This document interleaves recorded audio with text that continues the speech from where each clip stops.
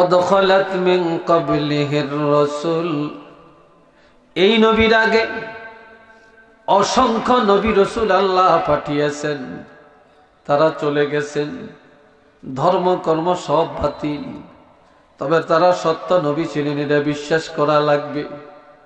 মুহাম্মদুর রাসূলুল্লাহ এমন একজন নবী আল্লাহ পাঠালেন, আফা ইম্মাতা, তিনি যদি ইন্তেকাল করেন, আও কুতিলা, অথবা যদি শহীদ হয়ে যায়, ইনকালাবতুম আলা আ'কাবিকুম, তোমরা কি অস্বীকার করবে নাকি, মুখ ফিরিয়ে নিবে নাকি? না না, এই নবী ইন্তেকাল হয়ে গেলেও, শহীদ হয়ে গেলেও আর কোন নবী পাঠাবে না, আর কোন কোরআন আসবে না, আর কোন ইসলাম আসবে না, এই নবীকেই কিয়ামত পর্যন্ত মানিয়ে নেওয়া লাগবে।